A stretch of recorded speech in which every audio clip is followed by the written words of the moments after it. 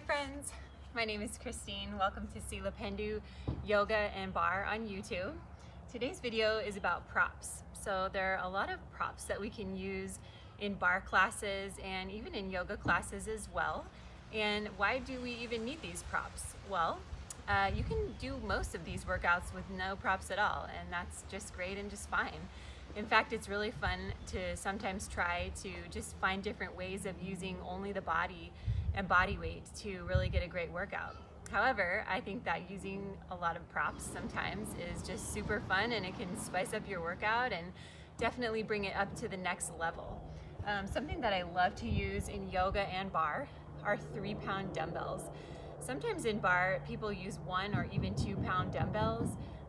If you're doing certain types of barre where you're like tiny repetitive movements, 1 and 2 pounds can start to feel heavy. I prefer 3 pounds because in my classes I use a combination of full range, half range, and pulse to get that full body flow and all the results that you want. So I like the 3-pound dumbbells. You can also use 4 or 5s as you gain strength. Something else that's great to have is a Pilates ball. I use the bender ball. You can also use different types of balls. I have another one in here, my prop box. If you're teaching classes, this is a great one to put behind the knee sometimes. It's really nice for glute work. You can really engage the hamstring. You can really tighten up the glutes by using that ball. You can also use it for the traditional Pilates earthquake position, so placing it under that low back, leaning back to find that core engagement, and then reaching your hands out, doing all sorts of things with weights or without weights, and that ball as well. You can also place the ball between the thighs for standing barre positions, for bridge pose as well, when you're lifting those hips, squeezing those inner thighs, and standing up on the bar as well, which I'll show in a different video. Something else that I love to use in my classes are a looped resistance band. So you can get a pack of these online. You can do all sorts of fun things with these looped resistance bands. So something that I like to do a lot in my classes is just place it around the upper thighs. You can set up in that earthquake position with the ball behind your back. You can use this for squats, for butterfly curl and crunch, all sorts of fun things to really get that outer thigh work going strong. You can also place it on the feet, turning around for some glutes, upping that glute action as well. Really spices up the hamstring and the glute for you. All sorts of fun things you can do with the loop resistance band. And they come in different weights as well. So that was a pretty easy one. If you want something a little tighter and firmer, you can use this one right here. One other optional prop that I like to use once in a while is a gliding disc. There's all sorts of options online. Usually you can get a pack that has one side that's better for wood floors and one side that slides on carpet. You can also just use a paper plate for most things.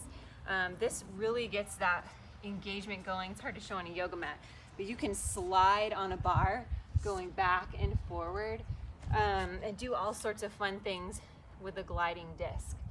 So I have a pack of 4, but you can get a pack of 2 or even more if you're a fitness instructor. So the next fun thing that I like to use are barre socks. So sometimes I just like barre socks because they're super fun and cute. Another reason is they all have a non-stick tread on the bottom, which is great for when you're doing in-studio barre workouts and you don't want to be sliding around on the floor.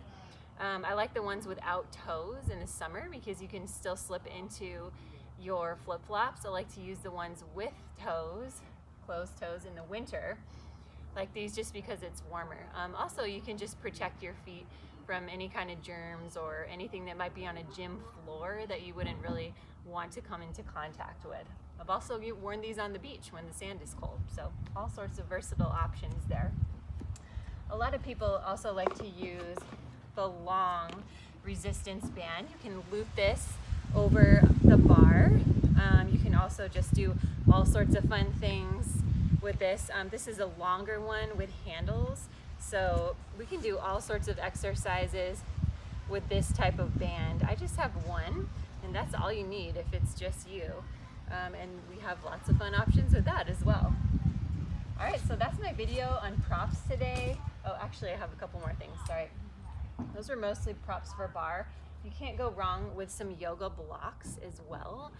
So yoga blocks are great for poses that we're getting into in yoga where you just might need to be up a little bit higher than you, well, a little bit higher just to feel comfortable and prevent injury.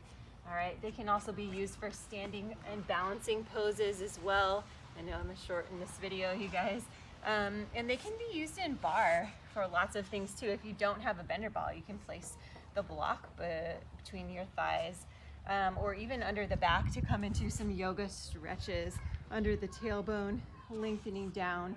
This is one of my favorite poses, just opening up the chest and the center of the body, finding that relaxation with the yoga block. Sometimes it's also just helpful to hold something if you're coming into those plies. And last but not least, a yoga strap is always useful. This can be used for stretching if you're on your back. You can tie this around the foot, bring it in and outside of the body. You can also come into those really fun and stretchy yoga poses like mermaid or pigeon, kind of bringing the strap up and over your body, getting you into those fun yoga poses a little bit deeper with the strap. And I also like to use this type of yoga mat holder. So I know a lot of people use a yoga bag to carry their mat, but I think that in a humid environment, or if you're doing workouts outside and at the beach, you don't always want to be putting your yoga mat in a bag where it can't breathe. So I just roll it up, put these around the ends, and then you just strap it over your shoulder like that.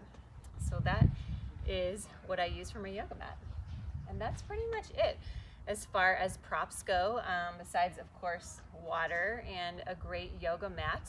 There's all sorts of brands out there. I do recommend getting one that's a little bit heavier, denser weight, but not too thick. If your mat's too thick, you'll have trouble in those balancing poses.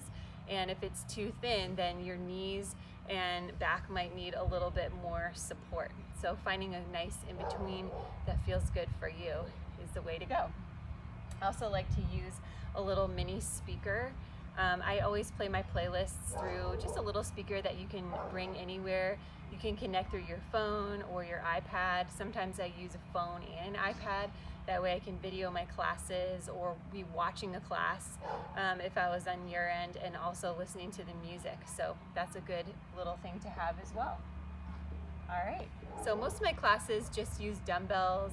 Sometimes we use a Pilates ball and a bar, and a lot of my classes are just body weight as well. You can do all of these classes with no props, or you can try getting some of these props for yourself.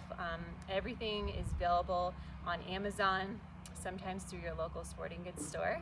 And that's pretty much all I have on props today, you guys. I hope you have fun and enjoy your next workout. And remember, fitness is fun.